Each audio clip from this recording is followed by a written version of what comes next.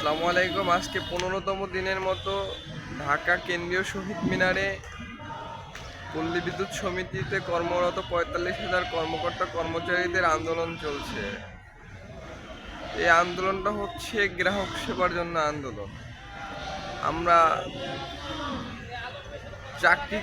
প্রতিষ্ঠানে চাকরি করে আমরা আন্দোলন করতেছি। কেন আন্দোলন করতেছি সেটা আপনাদের জানা উচিত।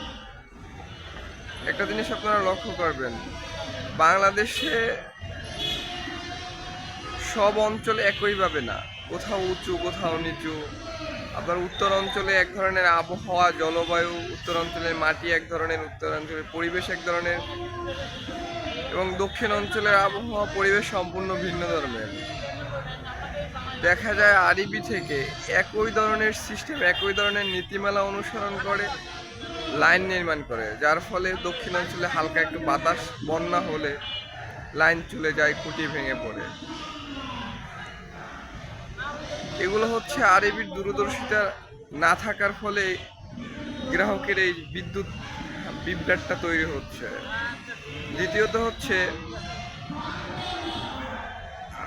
পল্লী বিদ্যুৎ শুধু গ্রাহকের সেবা দিয়ে থাকে, গ্রাহকের বিদ্যুৎ না থাকলে বিদ্যুৎ ব্যবস্থা করে, মিটার সমস্যা হলে মিটার পরিবর্তন করে, কিন্তু কোনো মালামাল কেনার ক্ষেত্রে বা কোনো কার্যকারী ব্যবস্থা গ্রহণ করার জন্য, গ্রাহকের উপকারী কোনো ব্যবস্থা করার জন্য পল্লী বিদ্যুতের হাতে কোনো ক্ষমতা থাকে না।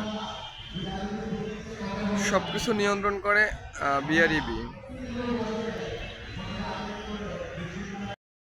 অনেক সময় একটা গ্রাহকদের অভিযোগ আসে, মিটার বিল বেশি আসে, হঠাৎ করে বিল বেড়ে যায়।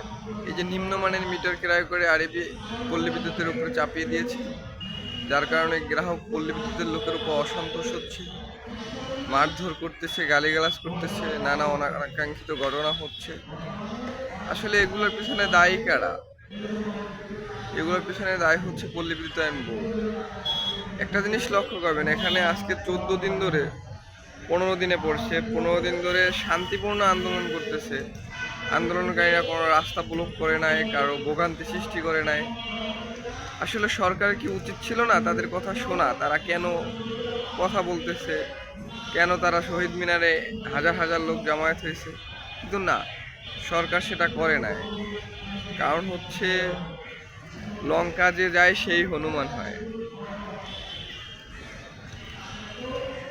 উপদেষ্টা, আমাদের মাননীয় উপদেষ্টা এবং আরবির যারা কর্তা আছে, তারা আসলে সবাই সুবিধাভোগী। কেউই আসলে সাধারণ গ্রাহকের কথা চিন্তা করে না। আমরা সাধারণ গ্রাহকের কথা চিন্তা করে মাঠে নেমে এসেছি। তাই আমি সকলের প্রতি অনুরোধ জানাবো, আপনারা মাঠে আসেন মানুষের সেবা করার জন্য, উত্তম সেবা নিশ্চিত করার জন্য আমাদের সাথে একাত্মতা প্রকাশ করেন। ধন্যবাদ সবাইকে।